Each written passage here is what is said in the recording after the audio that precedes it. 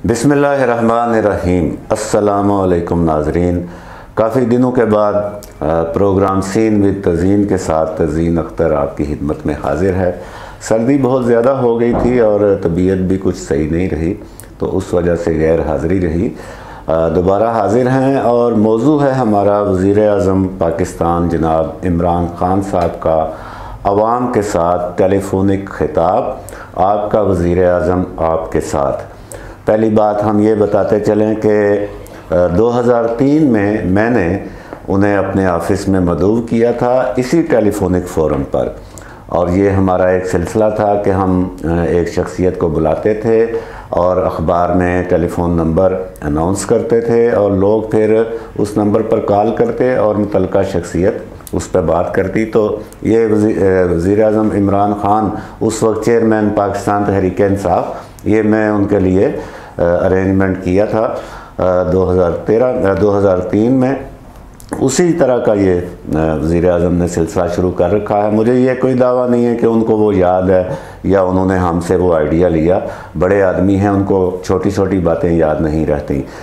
अच्छा, उन्होंने जो बातचीत की आवाम के साथ, उसमें 3-4 चीज़ें काफ़ी डिस्कस होने वाली हैं। एक तो पहली चीज़ तो ये है कि 2 कॉलें उनको ऐसी दी गई कि जिनके बारे में तवक्को नहीं थी कि वो थ्रू की जाएंगी, यानी वज़ीर आज़म को डायरेक्ट की जाएंगी। एक कॉल थी एक ख़ातून की महंगाई के बारे में, और फिर उस ख़ातून ने ताना भी दिया कि महंगाई बहुत बढ़ गई है, तो वज़ीर आज़म साहब क्या अब हम घबरा लें। और है उससे ज़्यादा हैरत फिर इस बात पे हुई कि वज़ीर आज़म साहब ने बुरा नहीं मनाया और बड़े अच्छे अंदाज में उस खातून को जवाब दिया, और उन्होंने मुख्तलिफ़ बातें की जी दुनिया में भी महंगाई है और सिर्फ पाकिस्तान में नहीं है, और इस तरह की चीज़ें। एक और कॉल जो थी वो थी सदारती निज़ाम के बारे में। कॉलर ने पूछा कि ये सदारती निज़ाम की अफवाहें क्या हैं, क्या हो रहा है। तो उस पर वज़ीर आज़म का जो जवाब था वो भी हैरान कुन था, लेकिन वो इस पहली हैरत खुशगवार थी, लेकिन ये जो हैरत है ये खुशगवार नहीं थी, बल्कि इसमें उन्होंने सदारती निज़ाम के ऊपर बात ही बिल्कुल कोई नहीं दी, जवाब ही नहीं दिया, बल्कि बाकी चीज़ें वो लेके बैठ गए कि जो रूटीन में PTI के रहनुमा लगे रहते हैं कि फ़लाँ चोर है, फ़लाँ डाकू है और हमें विरसे में मसाइल मिले, और इस तरह की वही बातें जो कि तकरार में आती हैं। तो सदारती निज़ाम पे उन्होंने कोई बात नहीं की, ये बड़ी अजीब बात थी। अच्छा, उन्होंने जो बात की बहुत ही सबसे ज़्यादा जिस पे बात हो रही है कि अगर मुझे हुकूमत से निकाला गया तो मैं बहुत ख़तरनाक हो जाऊंगा, और उन्होंने इसमें अपोजिशन की भी बात की कि अपोजिशन को मैं छोड़ूंगा नहीं अगर मैं वज़ीर आज़म हाउस से बाहर आ गया। उनका कहना था कि चूँकि अब मैं वज़ीर आज़म हूँ तो मैं मसरूफ़ रहता हूँ और बहुत से काम होते हैं मुझे, तो इसलिए मैं आपको नहीं उस तरह कर सकता, लेकिन अगर मैं यहाँ से फारिग हो के बाहर आया तो फिर आपको छोड़ूंगा नहीं। और अपोजिशन का उन्होंने नाम लिया, लेकिन सब यही बात कर रहे हैं और हम भी यही समझते हैं कि अपोजिशन तो उनको कोई चैलेंज देने में कामयाब हुई नहीं है अब तक, और एजुटेशन जो अपोजिशन ने किया वो भी उस तरह नहीं हुआ जिस तरह इमरान ख़ान साहब ने किया था ये डी चौक धरने में। और अपोजिशन अब तक नो कॉन्फिडेंस मोशन भी नहीं ला सकी क्योंकि नंबर पूरे नहीं हैं।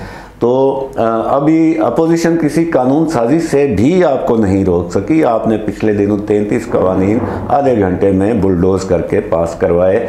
इसके अलावा जो ऑर्डिनेंस आप चाहते हैं वो ले आते हैं, 1 पेज कहते रहे हैं आपके मेरे साथ है। तो फिर अपोजिशन से आपको इतना क्या ख़तरा हो गया कि आपने कौमी नशरियाती एक चैनल पर बैठकर ये बात की कि अगर मुझे निकाला गया तो मैं ख़तरनाक हो जाऊंगा।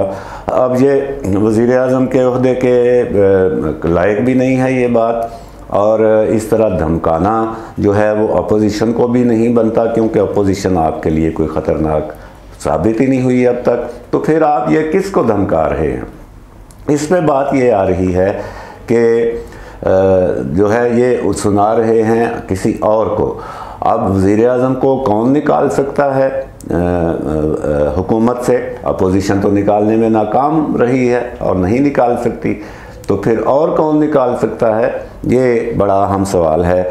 और इस पे उंगलियां जाती हैं सीधी, नज़रें जाती हैं सीधी इस्टेब्लिशमेंट और जो चीफ ऑफ आर्मी स्टाफ हैं उनकी तरफ, क्योंकि कुछ चीज़ें ऐसी आ चुकी हैं कि दोनों के दरमियान अब उस तरह मफाहमत या अंडरस्टैंडिंग नहीं है, जिसमें शुरू में जब एक्सटेंशन का मामला था चीफ ऑफ आर्मी स्टाफ का, वो भी ख़राब हुआ। और फिर DGISI तो अभी कल की बात है, जिसके ऊपर इतना जो है वो एक तनाज़ा बना रहा और उस पर बड़ी एक जग हंसाई भी हुई पाकिस्तान की, क्योंकि DGISI और आर्मी चीफ की तैनाती या तोसी के मामले पे कभी चीज़ें इतनी ज़्यादा मीडिया में नहीं आईं और कभी इतनी डिस्कशनें नहीं हुई, कभी इतने सुप्रीम कोर्ट तक बात पहुंची, फिर जजों ने कहा जी फिर हमें भी तोसी दें, तो इस तरह कभी नहीं हुआ। इसलिए ये बात तय है कि अब वन पेज जो है वो पुरजे हो चुका है और वज़ीर आज़म साहब जो आवाम को कहते हैं कि घबराना नहीं है, अब ऐसा लगता है कि वज़ीर आज़म साहब आप घबराना शुरू हो गए हैं। हमने आज ये लीड स्टोरी शाये की है खान साहब की और मेन जो फ़िक्रा है वो भी यही है, हुकूमत से निकाला गया तो ज़्यादा ख़तरनाक हो जाऊँगा। हम वज़ीर आज़म साहब को अपने इस चैनल की वसातत से ये कहना चाहते हैं कि वज़ीर आज़म साहब अभी भी 1.5 साल से ज़्यादा अरसा मौजूद है आपके पास। बहुत दिन होते हैं 1.5 साल, 1 साल में 365 दिन होते हैं और आप चूँकि काफ़ी काम भी करते हैं, बहुत से इजलास करते हैं रोज़ाना, तो अभी भी आपके पास बहुत ज़्यादा वक्त है। ख़ुद आपके वज़ीर ख़ारजा ये कहते हैं कि सदारती निज़ाम वगैरह कोई मसला नहीं है, असल मसला हमारी हुकूमत का महंगाई है। आपने भी तस्लीम किया अपनी इस गुफ्तगू में। तो क्या ही अच्छा हो कि आप महंगाई पर कंट्रोल करने के लिए हंगामी बुनियादों पर काम शुरू कर दें। सिर्फ़ एक महंगाई को अगर आपने कंट्रोल कर लिया और जिस तरह ये गैस की शार्टेज है इसको कंट्रोल कर लिया, बिजली जो बंद रहती है कई घंटे रावलपिंडी जैसे शहर में भी, जो कि जुड़वा शहर है दारुल हुकूमत का, इस पे कंट्रोल कर लिया, और जो आपका दावा रहा है, जैसे आपने इसमें भी कहा कि मैं डाकुओं का मुकाबला करने के लिए सियासत में आया, वैसे इसमें हम आपको ये याद दिलाते चलें कि जिनको आप डाकू कह रहे हैं उनके साथ आप सियासी जद्दोजहद में शरीक होते रहे हैं।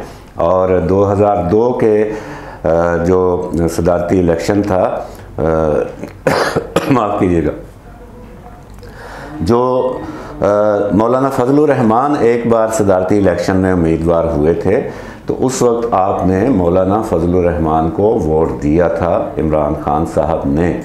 और इसी तरह नवाज़ शरीफ के साथ आप जो जब मोहतरमा को शहीद किया गया था ये 2007 के दिसंबर में 27 दिसंबर को, तो उस वक्त और उससे पहले आप जिस सियासी तहरीक में शरीक थे उसमें मुस्लिम लीग नून भी शामिल थी और आप भी शामिल थे, आप दोनों एक इत्तेहाद में थे।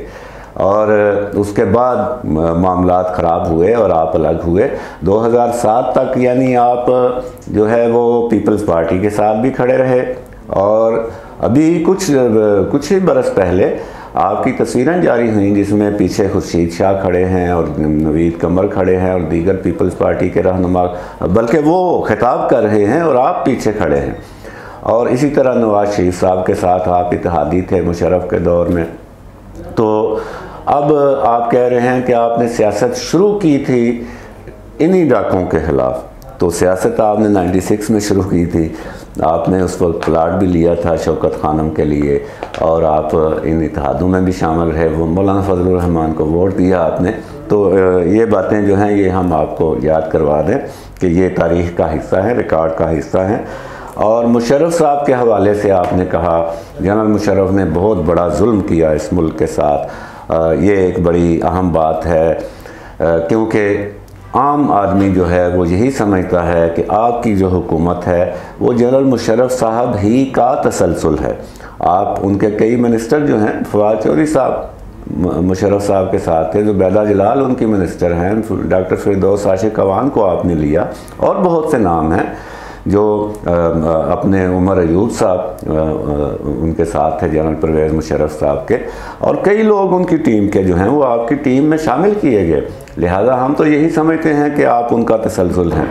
तो ये चीज़ें हैं कि आप ज़्यादा एक और जो हम बात करते रहे हैं कि वज़ीर आज़म साहब को लिख कर दिया जाए, उनकी तकरीर या खिताब जो भी हो वो लिखा हुआ हो, क्योंकि फिलबदी जब वो बोलते हैं तो फिर इस किस्म की बहुत सी ऐसी बातें वो कर जाते हैं कि जिन पर तवील अरसे तक बात भी होती रहती है और उनका मजाक भी उड़ता रहता है।